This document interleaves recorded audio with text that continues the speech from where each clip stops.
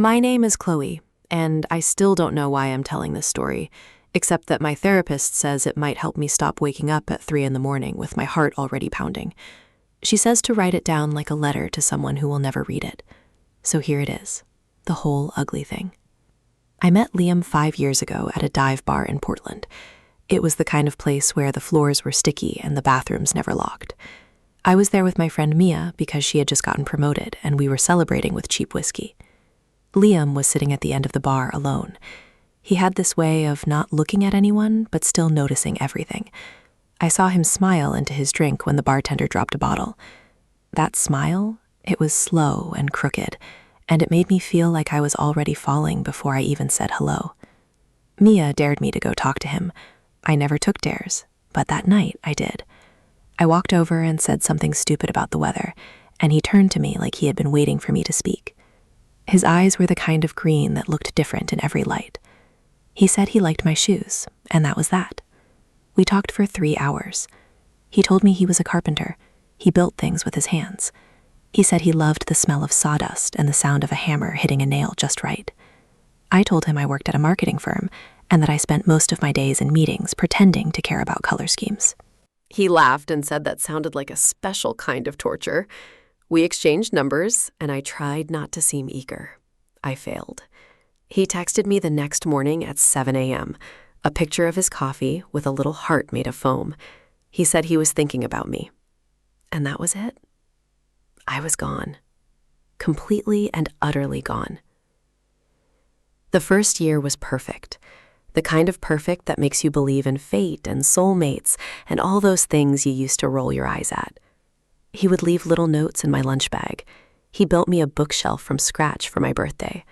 It was ugly, honestly, but I loved it because he had made it. He remembered my coffee order. He remembered my mom's birthday. He remembered the name of my childhood goldfish. He was attentive in a way that felt almost too good to be true. And maybe that was the first warning sign.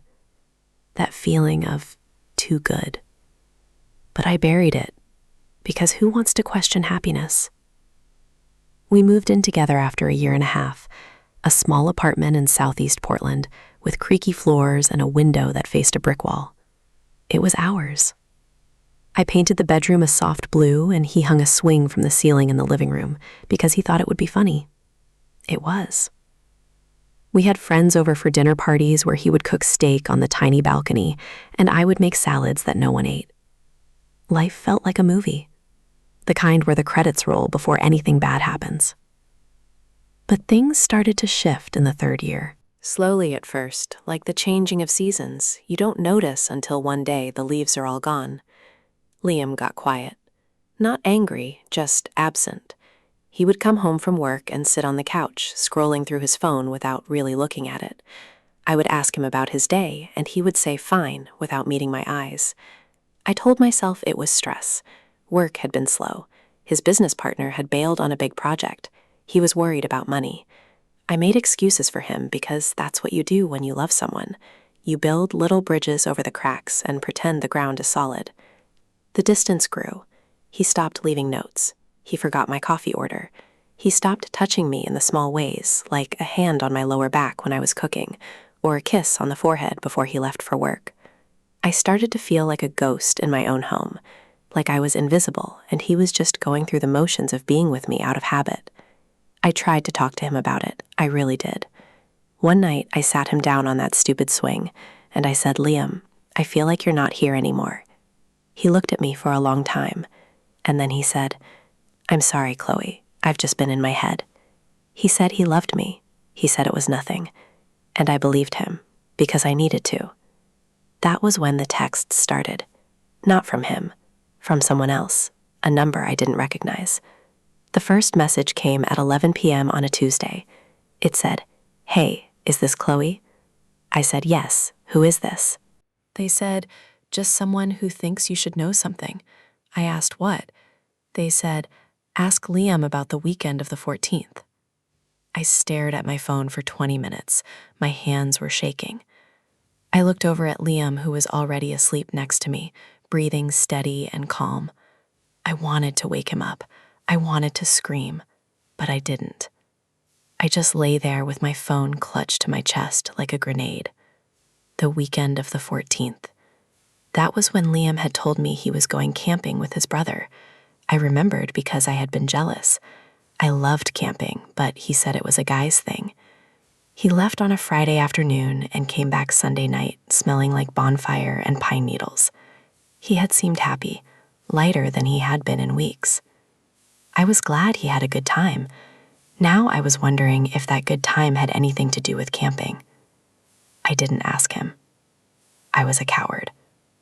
Instead, I texted the unknown number back and asked who they were. No response. I tried calling. It went straight to voicemail. A generic automated voice, no name, no clue. The next day, I went to work and sat in my cubicle staring at spreadsheets without seeing them.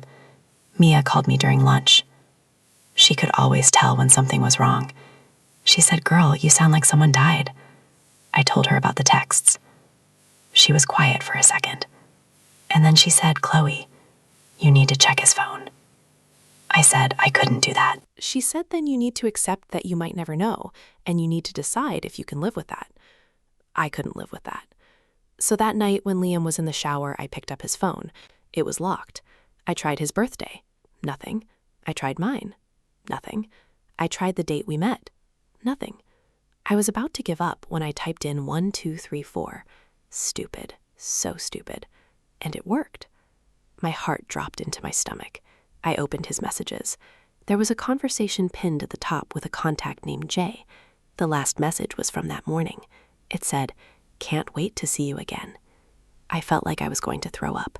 I scrolled up, and up, and up. The messages went back 6 months. 6 months of "I miss you," and "last night was incredible," and "I wish I could wake up next to you every day." There were photos. Photos of her. A woman with long dark hair and a sharp jawline. She was pretty, in a cold way, like a model who never smiles. There were photos of them together. Liam with his arm around her. Liam kissing her cheek. Liam holding her hand in a restaurant I recognized. The same restaurant where he had taken me for our anniversary. I didn't cry. I couldn't. I just sat there on the bathroom floor with his phone in my hands while the water ran and the steam curled under the door. I heard the shower stop. I heard him towel off. I heard the door start to open. I stood up. I handed him the phone. I said, "Who is Jay?" His face went white. Not pale. White. Like someone had drained all the blood out of him in a single second. He opened his mouth and closed it. For a moment, he looked like a fish gasping on a dock. And then he said something that broke me in a way I didn't know I could be broken. He said, "Her name is Vanessa. She's my girlfriend." I thought I misheard him. Girlfriend. Not a coworker, not an ex, not a mistake. Girlfriend. Present tense. Like I was the other woman in my own relationship. I said, "What do you mean, girlfriend? We live together. We have a life together. You sleep in my bed. You eat my food. You told me you loved me." He said he did love me. That was the thing. He loved me, but he also loved her. He said he couldn't choose. He said he had tried to end it with her multiple times, but she wouldn't let him go. As if that was the problem. As if she was holding him hostage instead of him being a grown man who made a conscious decision every single day to lie to my face. I slapped him. I'm not proud of it, but I did. My hand connected with his cheek and it made a sound firecracker. He stumbled back and held his face and looked at me with these wide, wounded eyes, like I was the one who had done something wrong. I left that night. I packed a bag and I drove to Mia's apartment, and I sobbed on her couch until I couldn't breathe. She held me, and she didn't say "I told you so," even though she had every right to. She just let me cry and handed me tissues and ordered pizza that neither of us ate. The next few weeks were a blur. Liam called me 100 times. He left voicemails that went from apologetic to angry to desperate to resigned. He showed up at my office with flowers. I had security escort him out. He sent letters, long handwritten letters about how sorry he was and how he would do anything to fix it, and how I was the love of his life. The love of his life. Meanwhile, I had found Vanessa's Instagram. She posted constantly pictures of Liam at a winery, pictures of Liam at the beach, pictures of Liam holding a puppy. All of them dated from the same 6 months he had been telling me he loved me. I didn't know what hurt more, the betrayal itself or the fact that he had been so casual about it, so comfortable in his lies. He had kissed me goodbye in the morning and then gone to see her in the afternoon. He had held my hand at dinner and then texted her from the bathroom. He had made me feel crazy for sensing that something was wrong, when the whole time my instincts had been screaming the truth. Mia wanted me to expose him. She wanted me to post screenshots on social media and tag his family and his friends and his boss. She wanted me to ruin him. And part of me wanted that too, the angry part, the part that had been humiliated and discarded and treated like an option. But another part of me was just tired. So tired. The kind of tired that lives in your bones and makes you feel like you're carrying a dead weight everywhere you go. I decided to move. Not far, just to a different neighborhood. A studio apartment with big windows and no swing hanging from the ceiling. I needed a place that didn't have his fingerprints all over it. I needed to sleep in a bed that he had never touched. The move happened fast. I took a week off work and packed up 4 years of my life into cardboard boxes. Liam had moved out after I left, so the apartment was already half empty. It was strange walking through those rooms. The bedroom where we had made love, the kitchen where we had danced to old records, the bathroom where I had found out that my entire relationship was a lie. I left the key on the counter, and I didn't look back. I thought that was the end of it. I thought I could just disappear into my new life and slowly piece myself back together. I started therapy, I started running in the mornings, I started cooking meals for one and eating them at a tiny table by the window. I was healing, slowly, painfully, but I was healing. And then 6 months later, I got a call from a number I didn't recognize. I almost didn't answer, but something made me pick up. A woman's voice said, "Is this Chloe?" I said yes. She said, "My name is Vanessa. I think we need to talk." I hung up. She called back. I hung up again. She sent a text. It said, "I'm not trying to hurt you. I just found out about everything too. He lied to both of us." That stopped me cold. Both of us. She said he lied to both of us. I texted back and asked what she meant. She asked if we could meet somewhere public. I said no. She said, "Fine then, we can talk on the phone. Give me 5 minutes." I gave her 5 minutes. And in those 5 minutes, my entire understanding of the last 4 years collapsed. Vanessa told me that she had met Liam a year before I did. They had dated for 8 months. He had told her he was single. He had told her he wanted a future with her. And then he had ghosted her, just disappeared one day without a word. She was devastated. She spent months trying to find him. And then she saw him on Instagram with me. She recognized him immediately. She said she felt sick. She said she spent weeks looking at my photos, wondering who I was and whether I knew what kind of man I was with. She didn't reach out because she thought maybe she was the crazy ex. Maybe she had imagined the whole thing. Maybe he had been honest with me and she was just some girl he had dated casually before we got serious. She tried to move on.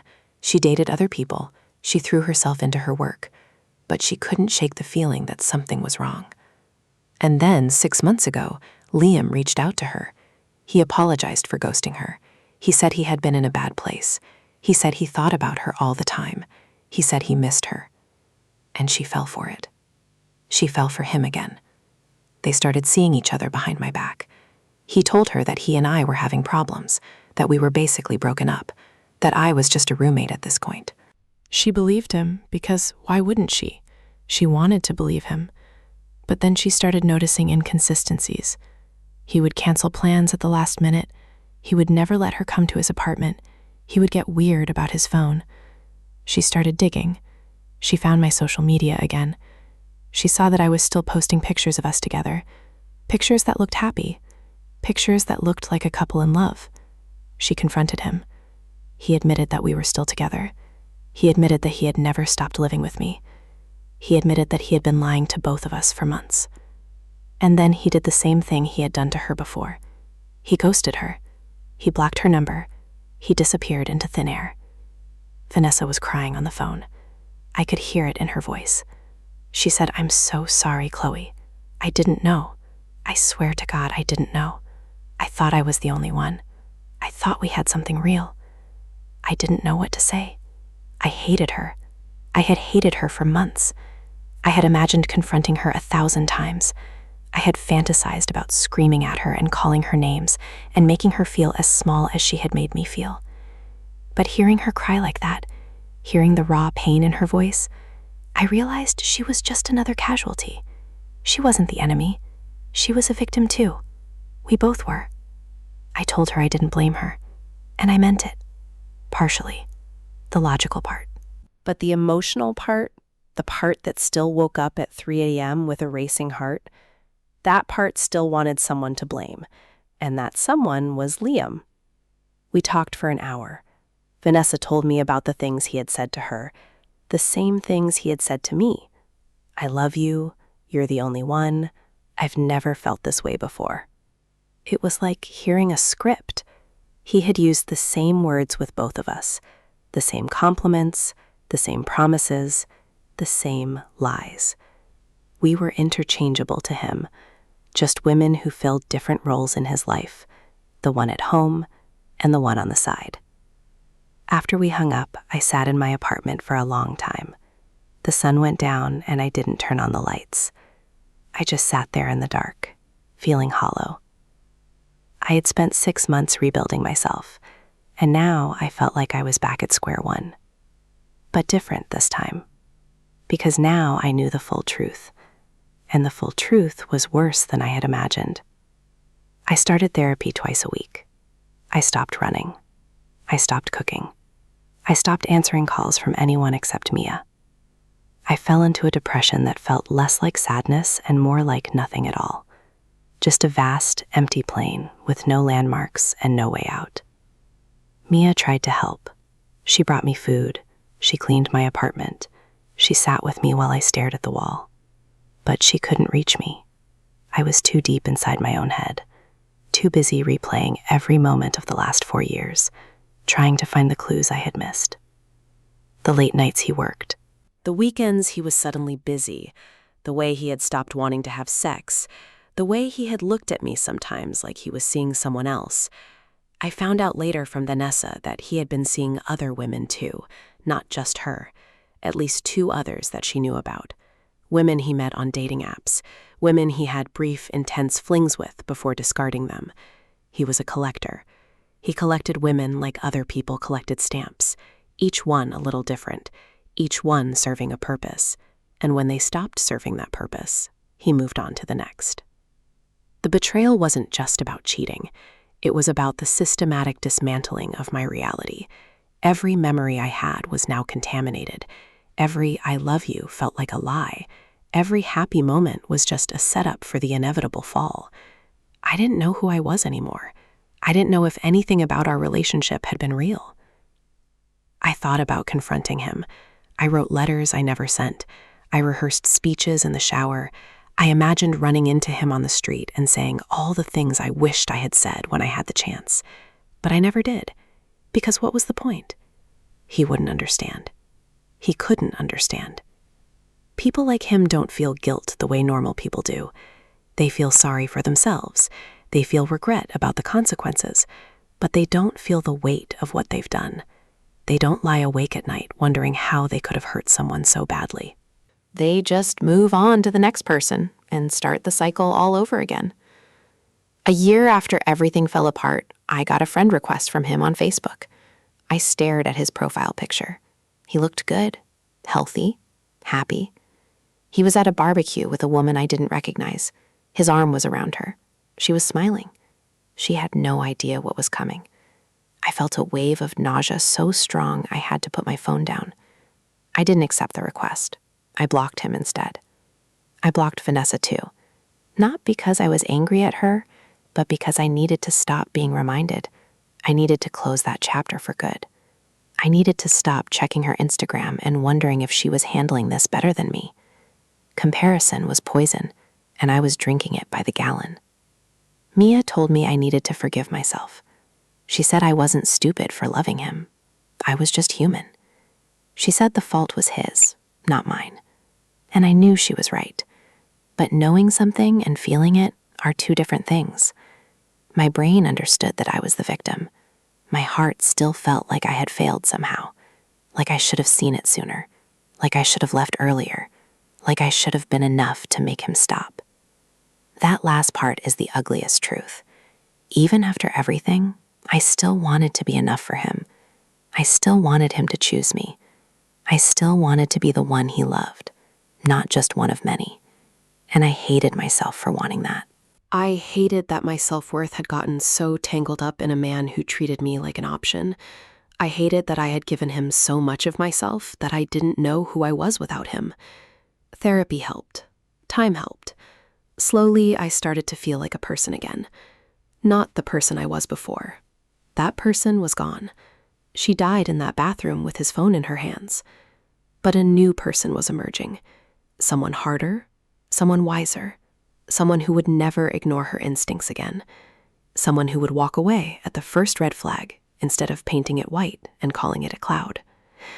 I started running again. I started cooking again. I started going out with friends and laughing at jokes and feeling moments of genuine joy that weren't followed by a crash of sadness. The 3 a.m. panic attacks became less frequent. The dreams where I confronted him became less vivid. The hole in my chest started to close. It's been 2 years now. 2 years since I handed him that phone on the bathroom floor. I don't think about him every day anymore. Most days, I don't think about him at all. But some days, something triggers a memory. A song, a smell, a turn of phrase. And I'm back there, back in that apartment, back in that moment, back with my heart in my throat and my hands shaking, and the whole world tilting sideways. I've dated since then. A little. Nothing serious. I'm careful now. Maybe too careful. I analyze every text message. I question every compliment. I look for the lie behind every sweet gesture. It's exhausting, but it's also protection. I promised myself I would never be blindsided again. I promised myself I would never hand someone the power to destroy me. Mia says I'll trust again someday. She says love is a risk, and you can't protect yourself from every possible hurt. She says the goal isn't to avoid pain. The goal is to find someone worth the risk. I want to believe her. I really do. But right now, the risk still feels too high. Right now, the memory of Liam still lingers in the corners of my mind, like a smell you can't quite get out of a carpet. I don't know if I'll ever fully heal. I don't know if something like this leaves a scar that never fades. But I do know that I'm still here. I'm still standing. I'm still trying. And that has to count for something. So this is my story. The story of how I fell in love with a liar and lost myself for a while. But also the story of how I found myself again. Not the same self, a different self. A self who knows that sometimes the people you love the most are the people who hurt you the worst. A self who knows that you can survive things you never thought you could survive. A self who knows that the end of a relationship isn't the end of the world, even when it feels like it. And a self who knows that 3 a.m. will always come, but the sun will always rise after it. I still have the bookshelf he built me, the ugly one. I kept it even after everything. I painted it a different color to make it mine. Now, when I look at it, I don't see him. I see all the books I've read since he left, all the stories I've lived, all the pages I've turned. It's just a piece of wood now, just a thing, not a symbol, not a memory, just a shelf that holds my favorite novels and a small plant that won't die, no matter how many times I forget to water it. Maybe that's what healing looks like, taking the things that used to hurt and turning them into furniture, making them ordinary, making them forgettable, making them yours. I don't know if Liam ever thinks about me. I don't know if he ever feels bad about what he did. I don't know if he's still with that woman from the barbecue, or if he's already moved on to someone else. The truth is, I don't care. Or at least I'm trying not to care. Caring takes energy I don't have anymore. I spent all my energy on him. Now I'm saving it for myself. So this is where I leave the story. Not with a neat ending, not with a lesson learned, just with a woman sitting in her studio apartment on a Tuesday night, drinking tea and listening to the rain. A woman who was broken, but not destroyed. A woman who is still learning how to trust her own judgment. A woman who knows now that love isn't supposed to feel like a battlefield, and that the right person won't make you fight for their attention every single day. I don't know who I'll be 5 years from now, but I know I won't be the same person who handed Liam his phone on that bathroom floor. That person is gone. And good riddance. She deserved better. And so did I. The rain is stopping now, the tea is cold, and I think I'm finally ready to go back to sleep.